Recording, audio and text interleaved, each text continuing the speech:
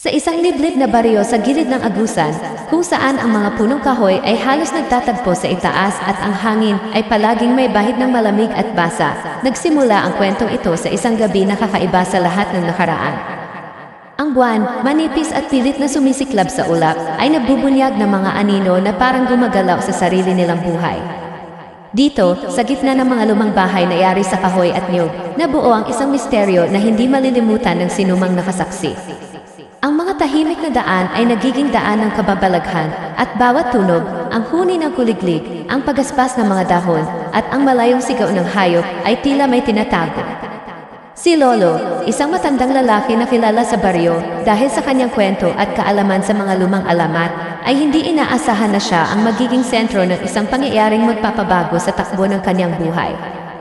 Sa murang edad, marami na siyang nalampasan, mga sakit, unos, at pang-araw-araw na hamon ng buhay sa bukid. Ngunit ang gabing ito ay iba. May kakaibang lamig sa kanyang balikat na hindi dulot ng hangin. May pakiramdam siyang may nagmamasid, ngunit tuwing titingin siya sa paligid, wala namang tao. Ang kanyang mga mata, bagaman mataimtim na puno ng karanasan, ay hindi makapaniwala sa nakikita niya sa gilid ng ilog, isang liwanag na kumikindat, tila hindi mula sa mundo ng tao. Habang naglalakad siya papunta sa lumang kubo ng kanyang apo, naramdaman niyang parang may humahabol sa kanya. Ang tunog ng kanyang mga yapak sa tuyong lupa ay nagiging mas malakas kaysa sa inaasahan. May kakaibang amoy ng lupa at mga bulaklak na nabulok, at sa bawat hakbang ay tila may bulong na sumusunod sa kanya. Ang kanyang puso, bagaman matatag sa pang-araw-araw na buhay, ay bumilis sa takot. Ngunit higit sa lahat, naramdaman niya ang presensya ng mga rebelde, isang pangkat na may kasaysayang hindi malinaw sa baryo, at sinasabing may koneksyon sa mga kakaibang pangyayari sa paligid. Ang mga rebelde, ayon sa mga kwento, ay hindi lamang mga armadong lalaki, sila rin ay may kaugnayan sa mga aswang na matagal ng pinapaniwala ang naglilibot sa kagubatan ng Agusan.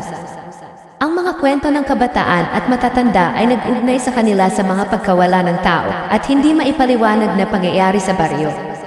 Ngunit si Lolo, sa kabila ng kanyang edad, ay may kakaibang tapang at kaalaman. Hindi siya basta-basta natatakot sa mga kwentong iyon, ngunit ang gabing ito ay naiiba, may kakaibang pang-amoy na hindi niya maipaliwanag. Sa kanyang paglapit sa kubo, napansin niyang may mga baka sa lupa, hindi pangkaraniwan. Ang mga ito ay hindi mula sa hayop at hindi rin mula sa karaniwang sapatos. Ang mga marka ay tila humahabol sa kanya, at sa bawat paglingon niya, may mga anino na gumagalaw sa gilid ng kanyang paningin. Ang hangin, na dati pabor sa kanya, ay nagdala ngayon ng malamig na simoy na pumapalo sa kanyang mukha. Ang kanyang isip ay nagtatanong, ngunit ang katawan niya ay nagmamadaling magpatuloy, bagaman ang takot ay pilit na pumipigil. Dito nagsimula ang misteryo na hindi niya inaasahan. Ang isang lihim na matagal nang nakatago sa gubat at sa baryo ay unti-unting lumalabas. Ang bawat tunog, bawat liwanag, at bawat anino ay nagiging pahiwatig ng isang mas malalim na panganib. Si Lolo ay hindi lamang makikilala bilang isang saksi, siya ay magiging bahagi ng kwento, ngunit paano at bakit, iyon ay mananatiling lihim sa simula. Ang mga manonood ay agad na madadala sa kwento ng kababalaghan, kasaysayan ng baryo, at mga nilalang na sinasabing nagbabantay sa kagubatan.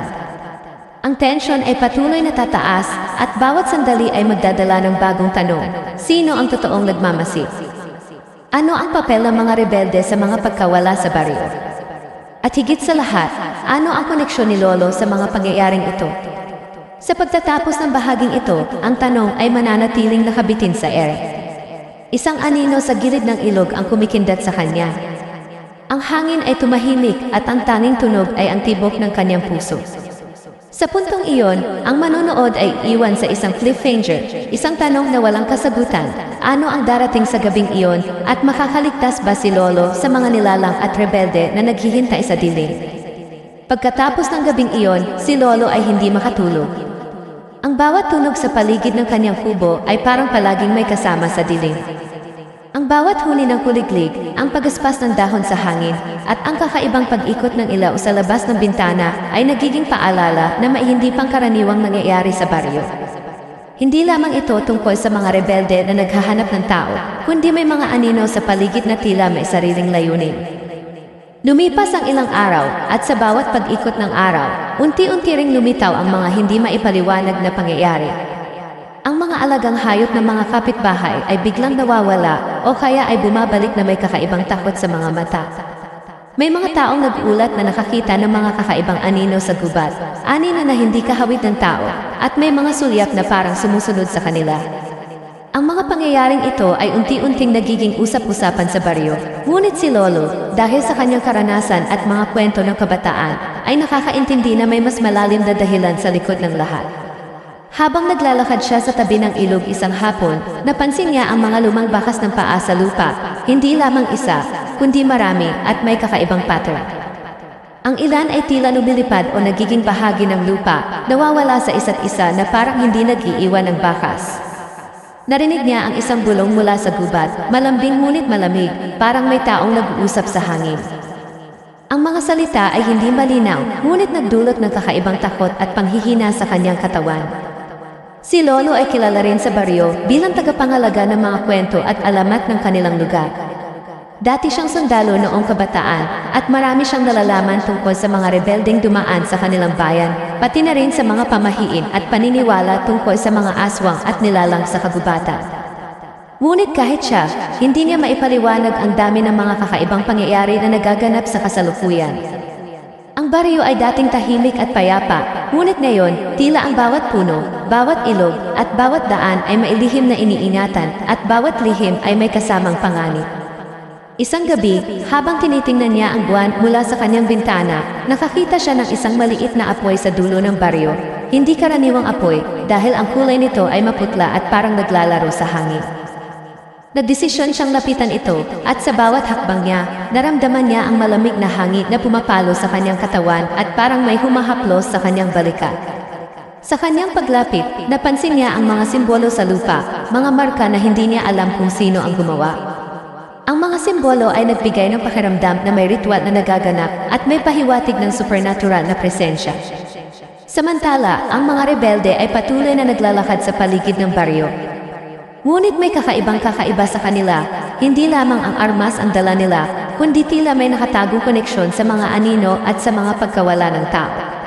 Ang ilan sa mga bata sa baryo ay nagkukwento na nakakita sila ng mga lalaki sa dilim na naglalaho sa hangin, parang mga usok o anino lamang. Ang mga matatanda naman ay nagulat ng mga malamig na pakiramdam at mga kakaibang tunog sa gabi, na para bang may mga matang nagmamasid sa kanila. Si Lolo, sa kabila ng takot, ay nagpasya na tuklasin ang lahat ng ito. Alam niya na kung hindi siya kikilos, mas maraming tao ang malalagay sa panganib. Ang bawat hakbang niya sa baryo ay nagiging mahigpit na laro ng takot at pagtuklas. Narinig niya ang mga bulong mula sa kagubatan, hindi malinaw ngunit palaging naririnig sa dulo ng kanyang pandinig. Ang bawat tunog ng hangin at bawat anino ay tila may sariling buhay. May mga pagkakataon na naramdaman niyang may humahabol sa kanya, ngunit tuwing titingnan niya, wala naman. Habang naglalakad siya sa lumang daan patungo sa sapa, nakita niya ang isang babae, edad 25, 30, maitim ang buhok, mata ay maladilim na may misteryosong liwanag na tila nakatitig sa kanya mula sa ilalim ng mga puno. Hindi siya nagsalita, ngunit ang presensya niya ay nagbibigay ng kakaibang lamig sa katawan ni Lolo. May pahiwatig ng kakaibang koneksyon sa mga pangyayaring hindi maipaliwanag. Ang babae ay biglang nawala at iniwan si Lolo na nagtatanong kung siya ba'y totoo o isang ilusyon lamang. Hindi nagtagal, may narinig siya sa lumang bahay sa dulo ng baryo. Isang sigaw, hindi tao, hindi hayop, ngunit puno ng pananalig na mailayunin. Ang pinto ay bahagyang bukas at sa loob ay mailiwanag na kumikindat. Ang kanyang puso ay mabilis kumindat, ngunit may kakaibang lakas at tapang na pumipilit na lumapit.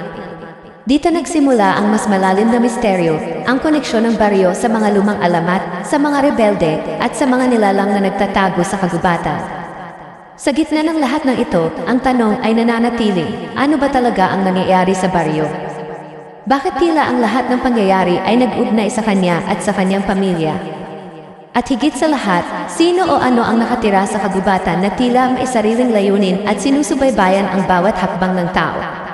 Ang mga sagot ay hindi pa lumalabas, ngunit ang bawat sandali ay nagiging mas mabigat ang tensyon at misteryo. Ang bahaging ito ay nagtapos sa isang hindi inaasahang pangyayari.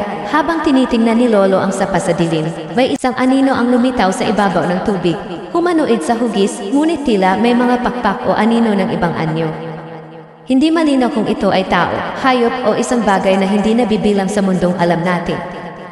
Ang manonood ay iwan sa isang matinding cliffhanger, puno ng takot, kaba at tanong. Ano ang tunay na umiikot sa kagubatan ng agusan at paano ito konektado kay Lolo at sa mga rebelde? Mula sa gabing iyon, si Lolo ay unti-unting nakaramdam na hindi na lamang basta nagmamasid ang kagubatan, kundi tila may intensyon itong sundan at subaybayan ang bawat kilos niya. Sa bawat pag-ikot ng buwan, ang liwanag nito ay parang humahawi sa dilim, na para bang naglalantad ng mga anino na norma sana inakatago. Sa kabila ng kanyang tapang at karanasan, hindi maalis sa isip niya ang takot na iyon.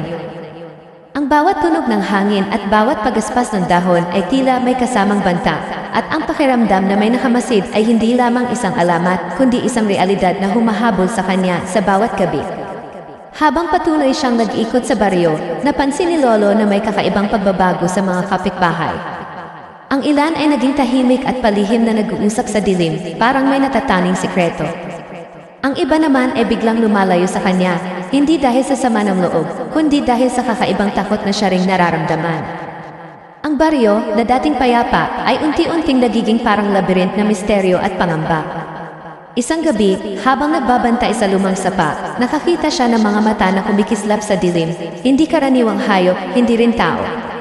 Ang mga mata ay tila sumusunod sa bawat galaw niya, at sa tuwing titingnan niya ng diretsyo, nawawala ang mga ito at biglang lumilitaw sa ibang dako. Ang presensya ng mga mata ay nagdulot ng kakaibang lamig sa kanyang dibdib, at pakiramdam niya ay may nilalang na sumusubok kumilala sa kanya. Kasabay ng lumalalang takot, may lumitaw na bagong suplot sa baryo. Isang batang lalaki, edad 12, lalaki, maputi ang balat at maitim ang buhok, nakilala sa baryo bilang matapang at mausisa, ay nawawala ng walang bakas. Ang pamilya niya ay labis na nag-alala at marami sa baryo ang nagsasabi na ito ay dahil sa mga rebelde o sa misteryosong mga anino sa kagubatan. Si Lolo, bagaman natatakot, ay naramdaman na may koneksyon ang pagkawala ng bata sa lahat ng pangyayaring nakapalibot sa kanya. Habang iniimbestigahan ni Lolo ang nawawalang bata, napansin niya ang kakaibang simbolo sa mga puno at sa lupa, mga marka na dati hindi niya nakikita. Ang mga simbolo ay parang bahagi ng ritual na may masamang intensyon, ngunit ang kahulugan nito ay nananatiling lihim. Ang mga bakas ng paa at mga anino sa paligid ay tila nagmumungkahi ng sabayang koneksyon sa mga rebelde, sa kagubatan, at sa misteryosong nilalang na nakikita niya sa gabi. Isang gabi, habang nag-ikot siya sa lumang kalsada papunta sa baryo, narinig niya ang sigaw ng isang babae, edad 35, babae, maitim ang buhok, may maputlang balat, mula sa loob ng isang abandoned na bahay. Ang sigaw ay puno ng takot at desperasyon. Hindi malinaw kung sino ito, ngunit naramdaman ni Lolo na may kinalaman ito sa nawawalang bata at sa mga pangyayaring hindi maipaliwanag. Ang bahay ay parang nakatayo sa sarili nitong mundo, may mga anino sa loob at liwanag na kumikindat sa mga bintana. Habang nag-ikot siya sa paligid, may biglang lumitaw na lalaki, edad 45, lalaki, malaki ang pangangatawan, maitim ang buhok, sa dilim. Hindi niya malaman kung rebelde ito o nilalang na supernatural. Ang lalaki ay tahimik, ngunit ang kanyang presensya ay parang nagtatakda ng bagong banta. Sa bawat hakbang ni Lolo, ang lalaki ay sumusunod, ngunit hindi lumalapit ng diretsyo, tila naglalaro sa hangin at anino. Ang tensyon ay lumalaki, at ang bawat paghinga ni Lolo ay may kasamang kaba at takot na parang bawat sandali ay maaaring huli na. Habang naglalakad patungo sa sapa, nakita ni Lolo ang nawawalang bata sa gilid ng ilog, nakaupo sa lupa at hindi gumagalaw. Ngunit bago siya makalapit, biglang lumitaw ang mga mata sa kagubatan, kumikislap sa dilim at nagbabantay. Ang bata ay parabang hypnotized, hindi nakikipag-usap, at ang kanyang mga mata ay nagliliwanag sa kakaibang paraan. Ang sitwasyon ay nagiging mas komplikado at nakakakilabot dahil hindi malinaw kung ang bata ay biktima ng ritual, ng supernatural na nilalang, o bahagi ng planong kinasasangkutan ng rebelde. Sa pagdaan niya sa sapa, napansin niya ang mga lumang simbolo sa tubig, kumikindat sa ilalim ng buwan. Ang tubig ay naglalaman ng kakaibang liwanag, parang may sariling buhay. Ang hangin ay tumahimik, at lahat ng tunog ay tila huminto, iniwan si Lolo sa kakaibang kalmadong takot. Ang presensya ng supernatural at ng tao ay sabay na nagiging isang matinding presyon sa paligid niya, at bawat galaw ay puno ng panganib. Ang mga rebelde sa baryo ay nagiging mas agresibo at misteryoso. Ang ilan ay lumalabas sa gabi, ngunit hindi nakikita ng lahat, parang may kakayahang maging anino sa dilim. Ang kanilang koneksyon sa mga pangyayaring hindi maipaliwanag ay unti-unting nagiging malinaw, ngunit ang kabuang misteryo ay nananatiling lihim. Si Lolo ay nasa gitna ng dalawang mundo, ang mundong kanyang kilala at ang mundo ng misteryo, kababalaghan at panganib. Sa bawat gabi, ang kagubatan ay tila nagiging mas buhay, sariling paghinga at kilos. Ang bawat puno, ilog at bato ay mailihim, at ang bawat lihim ay may kasamang banta. Si Lolo ay nakaramdam ng kakaibang ugnayan sa mga nilalang sa paligid, ngunit hindi niya alam kung sila ba ay kaaway o gabay. Ang suspense ay patuloy na tumataas, at ang manonood ay iwan sa tanong, sino ang makaliligtas sa baryo? At paano ang bawat pangyayaring nangyayari ay konektado sa bawat isa? Sa pagtatapos ng bahaging ito, habang nakatayo si Lolo sa sapa, may isang malaking anino na biglang bumagsak mula sa gilid ng kagubatan. Ang anino ay humanoid, ngunit may kakaibang anyo, mas malaki kaysa sa normal na tao, at may kakaibang aura na nagpapahiwatig ng supernatural na presensya. Ang hangin ay humina, ang mga mata sa kagubatan ay nagliwanag, at ang tubig ay kumikislap sa misteryosong liwanag. Ang manonood ay iwan sa matinding cliffhanger, puno ng kaba, takot, at tanong, ano ba talaga ang umiikot sa baryo ng Agusa? Sino ang tunay na banta sa buhay ni Lolo, at paano niya haharapin ang dalawa o higit pang mga puwersang ito ng sabay? Sa patunay na gabi, si Lolo ay nakatayo sa gilid ng sapa, ang malamig na tubig ay dumudulas sa pagitan ng kanyang mga daliri, ngunit hindi niya naramdaman ang lamig, ang takot at kaba ang siyang pumuno sa kanyang katawan. Ang kagubatan sa paligid niya ay nagiging mas malakas ang presensya. Parang bawat punong kahoy ay humihinga at bawat dahon ay may sariling bulong. Ang buwan, na dating kaibigan ng gabi, ay tila nagiging palamuti lamang sa takot, nakikibahagi sa misteryo ng anino sa dilim. Hindi nagtagal, naramdaman ni Lolo na tila wala na siyang ligtas na pwesto. Ang sapa ay malamig at mabato, ang mga daan patungo sa baryo ay tila naglalaho sa dilim, at ang mga bakas ng paa niya ay biglang nagiging hindi malinaw, parang nilalang ang gumagabay sa kanya. Ang bawat hakbang ay punong-puno ng kaba, at ang hangin ay nagdadala ng kakaibang aroma, halo ng usok, lupa, at isang hindi maipaliwanag na bagay na nagbibigay ng panginginig sa kanyang balak. Habang lumalapit siya sa lumang bahay kung saan nakita niya ang babae, ang anino sa kagubatan ay lumalaki at tila umaabot sa kanya. Ang mata ng mga nilalang sa dilim ay kumikislap, sumusunod sa bawat galaw niya. Ang mga paningin at tunog ay nagsasama-sama, parang buong kagubatan ay naging buhay at may sariling intensyon. Ang bawat tunog, isang sulyap ng sanga, isang hampas ng hangin, ay parang boses na nagbababala sa kanya. Si Lolo ay napilitang kumilos. Ngunit bawat daan na tinatahak niya ay may bagong panganib. Ang tubig ng sapa ay tila nagbago ng hugis, may bahid ng liwanag sa ilalim na parang may humihila sa kanya palayo sa kanyang landas. Ang batang lalaki ay muling lumitaw sa gilid ng tubig, ngunit hindi nakatingin kay Lolo. Ang kanyang mga mata ay puno ng kakaibang liwanag, para bang hindi sa mundong ito ang kanyang isip. Ang bawat galaw ng bata ay parang isang babala, isang senyas ng panganib na mas malaki kaysa sa kanyang naiisip.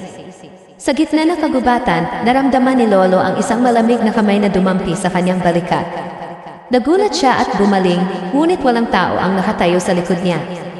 Ang paligid ay tahimik, ngunit sa ilalim ng katahimikan ay may presensya, isang bagay na hindi makita ngunit ramdam.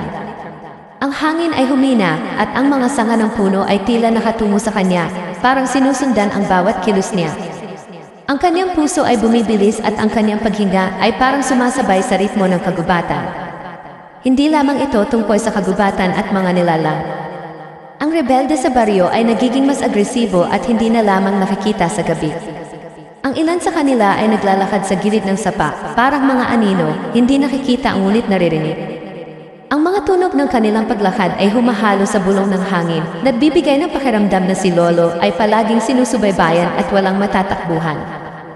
Habang sinusundan ang liwanag mula sa tubig, nakakita siya ng isang lumang simbolo sa lupa, malaki, kumikislap sa dilim. Hindi niya alam kung sino ang gumawa nito o ano ang ibig sabihin, ngunit may pakiramdam siyang ito ay sentro ng lahat ng nangyayari. Ang tubig ay parang humihikayat sa kanya, tinatawag siyang lumapit. Ngunit sa bawat hakbang niya, ang kagubatan ay parang lumalapit rin sa kanya. Hindi na niya alam kung saan ang daan palabas. Ang babae mula sa abandoned house ay muling lumitaw, nakatayo sa isang punong kahoy, tahimik at hindi gumagalaw. Ang kanyang mga mata ay tila nakatanaw sa kalaliman ng kaluluwa ni Lolo, nagdudulot ng takot at kabalisahan. Sa bawat pagtingin niya sa babae, ang paligid ay nagiging mas kakaiba, ang mga anino ay nagiging mas malalaki at ang liwanag mula sa buwan ay parang naglalaro sa bawat galaw ng mga puno at sanga. Ang batang lalaki ay muling lumapit, ngunit sa pagkakataong ito, may mga mata sa paligid na kumikislap sa dilim, nagbabantay sa bawat hakbang nila. Ang tubig sa sapa ay kumikislap sa kakaibang liwanag, parang may sariling buhay, at may mga hugis na lumilitaw at nawawala sa ibabaw nito. Ang hangin ay nagdala ng mga bulong, hindi malinaw, ngunit may kasamang pananakot at babala. Sa puntong iyon, si Lolo ay naramdaman na wala na siyang matatakbuhan. Ang mga daan ay naglaho sa dilim, ang mga puno ay tila nagbabanta, at ang bawat anino ay may sariling intensyon. Ang rebelde, babae, bata, at ang mga nilalang sa kagubatan ay sabay na nagiging presensya sa paligid niya, at hindi niya alam kung kanino o saan siya ligtas. Ang bawat galaw ay parang laro ng kapalaran at ang bawat hakbang ay puno ng panganib. Sa tuktok ng suspense, biglang may liwanag na humindat sa sapa, mas malakas kaysa dati. Ang anino ng nilalang ay lumabas sa ibabaw ng tubig, humanoid sa hugis, ngunit mas mataas at may pakpak o hindi pangkaraniwang anyo. Ang batang lalaki ay tila nakatuon dito, hindi gumagalaw at ang babae ay nakatingin sa sitwasyon mula sa itaas. Ang bawat detalye ay nagiging bahagi ng isang mas malawak na misteryo na hindi pa malinaw sa manonood. Ang hangin ay tumigil, ang kagubatan ay naging tahimik, at ang tubig ay kumikislap sa liwanag ng buwan at misteryosong aura. Si Lolo ay nakatayo, hindi makagalaw sa takot, ngunit may lakas ng loob na humarap sa hindi nakikitang banta. Ang lahat na nakapaligid sa kanya ay tila nagsasabi na ang gabing ito ay hindi pa matatapos at may higit pang panganib na naghihintay sa dilim. Sa pagtatapos ng bahaging ito, ang manonood ay iwan sa matinding cliffhanger. Ang rurot ng suspense ay umabot sa puntong walang matatakbuhan si Lolo, at ang lahat ng elemento, ang kagubatan, ang sapa, ang rebelde, ang babae, ang bata, at ang misteryosong nilalang ay nagtatagpo sa isang lugar.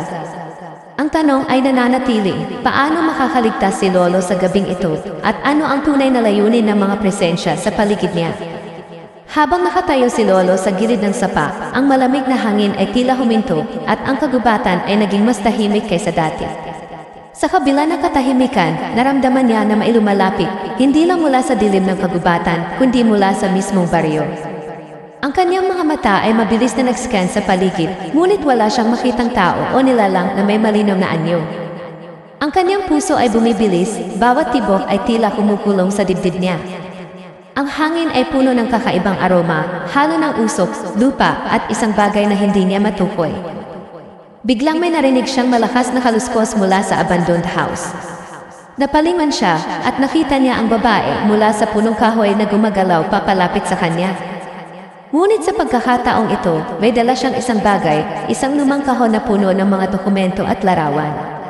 Ang mga mata ng babae ay hindi lang nakatingin kay Lolo. Ang mga ito ay nagliliwanag sa kakaibang paraan, parang mailihim na sinusubukan ipakita. Bago pa man niya maunawaan ang kahon, naramdaman niya ang malamig na kamay na nilalang sa sapa na humaplos sa kanyang balikat. Lumingon siya at nakita ang humanoid creature na mas malaki kaysa dati. May pakpak na anino sa dilim at mga mata na nagliliwanag sa isang hindi maipaliwanag na liwanag. Ang creature ay tila nakatitig sa kanya, at sa bawat paggalaw nito, ang tubig sa sapa ay kumikindat at nagbabalik ng kakaibang liwanag sa paligid. Dito nagsimula ang twist. Nang buksan ni Lolo ang kahon, nakita niya ang mga lumang larawan ng kanyang pamilya, mga rebelde, at mga nilalang na nakapaligid sa baryo, at sa gitna ng mga ito ay larawan niya, kasama ang batang lalaki at ang babae. Lahat ng larawan ay may petsa at lugar na tila nagpapakita na ang lahat ng nangyayari ay naitala na mula sa nakaraan. Ang ilang larawan ay mas matanda pa kaysa sa inaakalang edad niya. Sa puntong iyon, napagtanto niya na hindi lamang siya saksi, kundi bahagi na siya ng isang mas malalim at mas nakakatakot na plano na matagal nang umiiral. Habang iniisip niya ang mga larawan, narinig niya ang boses ng bata na tila nagmumula sa ilog. Lolo, tulungan mo kami. Ang tono ay puno ng takot, ngunit may kakaibang alien quality. Parang hindi lamang tao ang nagsalita. Ang babae ay nakatingin kay Lolo at mumingiti ng bahagya. Ngunit ang ngiti niya ay hindi nakapapawi ng takot. Ito ay nagdudulot ng pangamba. Ang rebelde na nakatago sa dilim ay biglang lumitaw at nagbigay ng babala, hindi mo kami malalampasan. Ang lahat ng ginawa mo ay bahagi ng plano. Ngunit ang pinakamalaking twist ay dumating nang makita ni Lolo ang isang lumang diary sa kahon. Binuksan niya ito at sa loob ay nakasulat sa pamilyar na sulat kamay ang mga detalye ng bawat pangyayari sa baryo, pati ang bawat galaw niya sa kagubatan, sapa at sa mga abandoned houses. Lahat ay tila nakasulat na ng mas maaga, parang may nakakita o nakapagsulat ng bawat hakbang bago pa man siya ito gawin. Dito niya naisip, ano ba talaga ang kontrolado at ano ang totoo? Ang bawat tanong ay lumalaki at ang takot ay tumataas. Habang sinusubukan niyang mag-isip ng solusyon, naramdaman niya na ang tubig sa sapa ay gumalaw. Hindi na normal na alon kundi parang may sariling katawan at layunin. Ang anino sa ibabaw ng tubig ay lumipat at ngayon ay nakatayo sa mismong gitna ng sapa. Humanoid ngunit mas malaki at parang nakakaunawa sa bawat galaw ni Lolo. Ang batang lalaki ay nakatayo sa gilid ng ilog, nakatingin sa kanya, hindi makagalaw, parang may spell na naglalagay sa kanya sa isang kakaibang estado. Dito na naiparamdam sa kanya ang ganap na kawalan ng kontrol. Wala na siyang matatakbuhan at ang bawat direksyon na tatahakin niya ay may banta.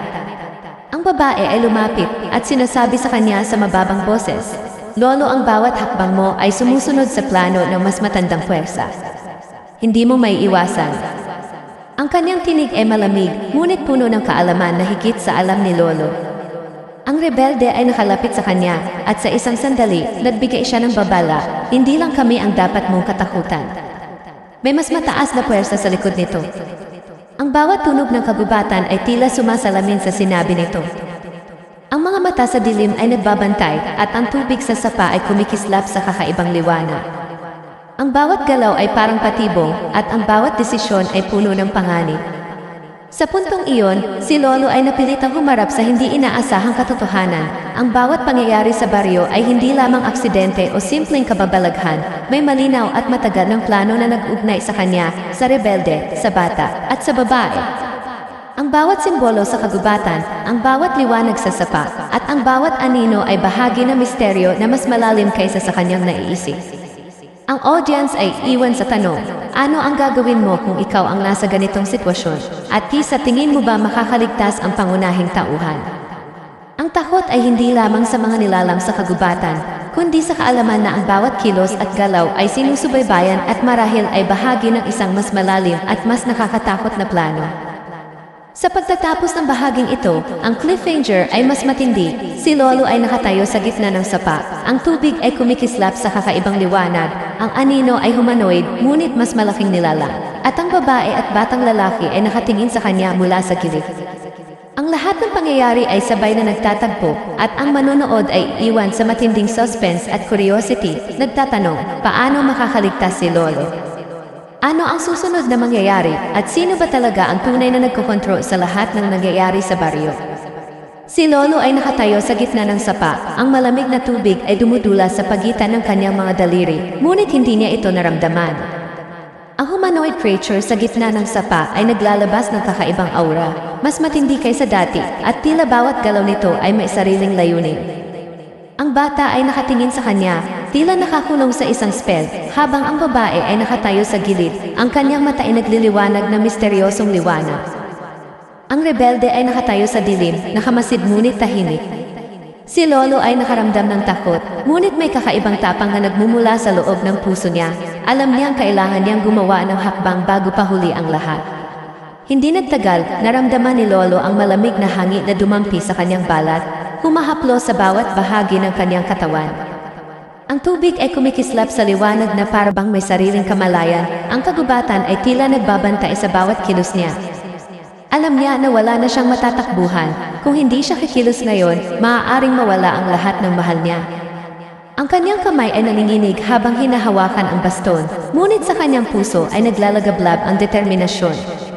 Tumakbo siya papalapit sa bata, sinusubukang alisin ang spell o control na nagpapahina sa anak.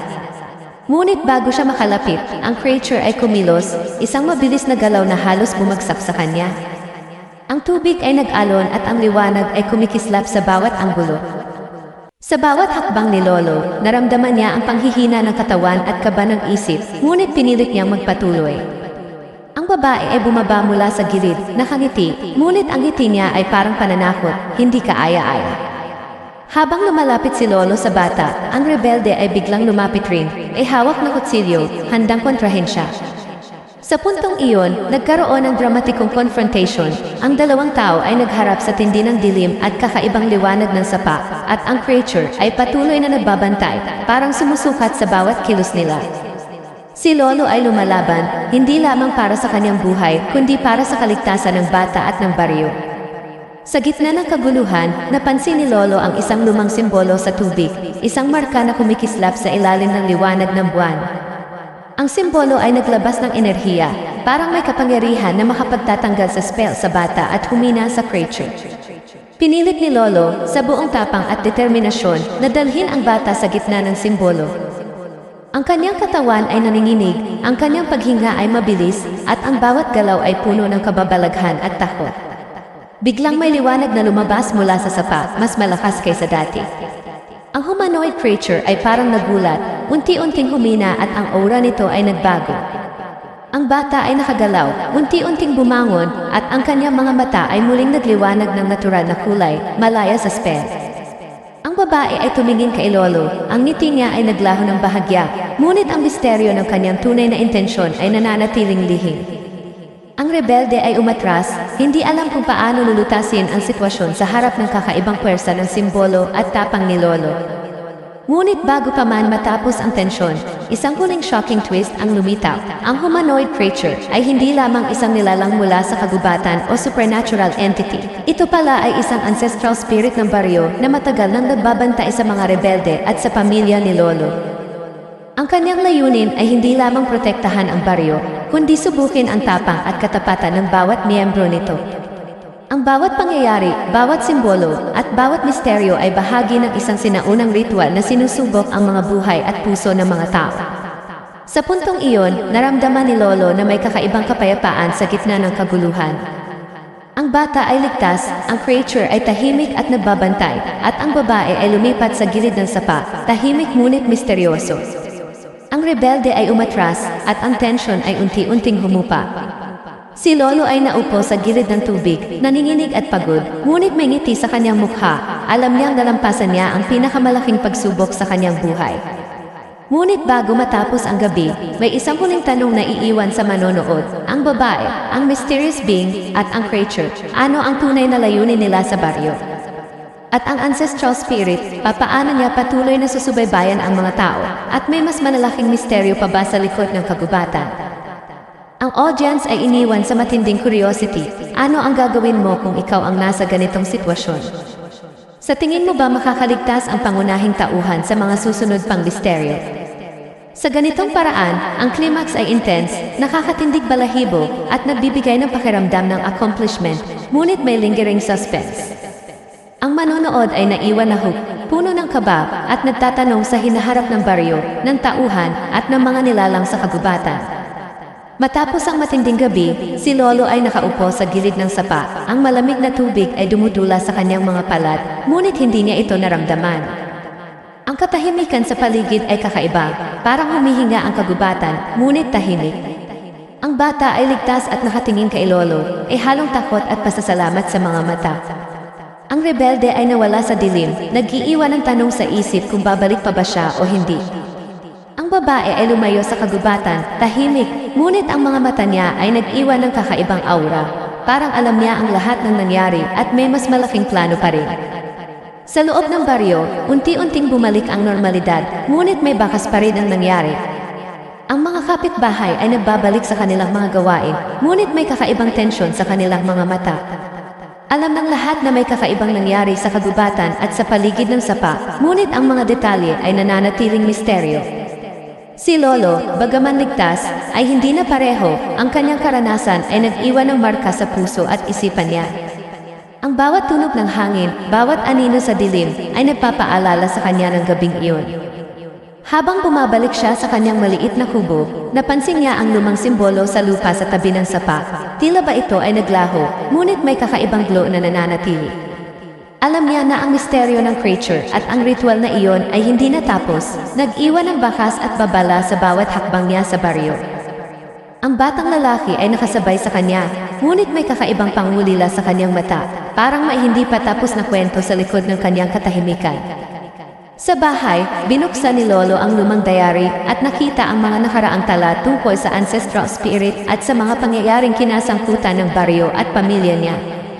Sa bawat pahina, napagtanto niya na ang bawat aksyon niya ay bahagi ng mas malalim na plano. Ang creature, ang babae, ang bata, at ang rebelde ay hindi lamang pangyayari kundi bahagi ng isang sinaunang pattern. Ang realization na ito ay nagbigay sa kanya ng halo ng takot at respeto sa puwersang hindi niya lubusang maunawaan. Sa bawat galaw niya sa baryo, naramdaman niya ang epekto ng pangyayari sa bawat tao. Ang bata ay nagiging mas tahimik at maingat, parang natutunan ang isang mahalagang leksyon sa takot at kaligtasan. Ang mga kapitbahay ay nag-aalangan sa mga bagong pangyayari sa kagubatan, at ang bawat gabi ay puno pa rin ng pangamba. Si Lolo ay nakaramdam na ang kanyang buhay ay hindi na pareho. Ang simpleng baryo ay nagbago sa isang lugar na puno ng misteryo, at siya ay naging tagapag-ingat ng mga lihim na iyon. Ngunit bago matapos ang kwento, may isang huling nakakakilabot na eksena. Habang si Lolo ay natutulog sa kanyang kubo, naramdaman niya ang malamig na hangin na dumampi sa kanyang mukha. Bumukas ang kanyang mga mata at nakita ang maliit na glow sa labas ng bintana, parang mata ng humanoid creature na nakamasid pa rin sa baryo. Ang bata ay tahimik sa tabi niya, ngunit ang glow sa mata ng nilalang ay nagpapaalala na ang creature ay hindi tuluyang nawala at may natitirang presensya sa paligid. Ang babae ay tila nagtatago sa dilim, nakatingin sa kanila, ngunit hindi lumalapit, at ang rebelde ay nawala sa kagubatan, ngunit ang bakas niya ay mananatili sa isipan ni Lolo. Ang audience ay iwan sa tanong, ano sa tingin ninyo ang susunod na mangyayari sa baryo? Gusto niyo ba ng sequel kung saan mas malalim na susubukin ang tapang ni Lolo at ng bata? Ang takot ay naibsan ng kaunti, ngunit may nananatiling kaba at curiosity. Ang bawat detalye, mula sa glow ng creature hanggang sa misteryosong aura ng babae, ay nag-iwan ng bakas sa isip ng manonood na nagbibigay ng kombinasyon ng closure at lingering suspense. Sa huli, si Lolo ay natutong tanggapin na may mga puwersa sa mundo na hindi niya kontrolado, ngunit may kakayahan siyang harapin ang bawat panganib ng may tapang. Ang baryo ay patuloy na bumabalik sa normal, ngunit bawat anino, bawat sanga ng puno, at bawat tunog ng hangin ay naglalaman ng paalala sa mga nangyari. Ang viewers ay iniwan sa matinding curiosity at engagement, handang mag-comment, magtanong, o magbigay ng opinyon sa posibilidad ng sequel. Ang resolusyon ay nagpakita ng kaligtasan ng pangunahing tauhan at ng bata, ngunit iniwan ang manonood na nag-iisip tungkol sa mas malalalim at hindi pa nalulutas na misteryo. Ang epekto ng kwento sa pangunahing tauhan ay malinaw, ang tapang, determinasyon, at pagharap sa takot ay humubog sa kanya sa isang bagong paraan. Sa huling sandali, ang glow ng creature at ang presensya ng babae sa dilim ay nagpapaalala na ang mundo ay mas malaki at mas misteryoso kaysa sa nakikita sa araw-araw.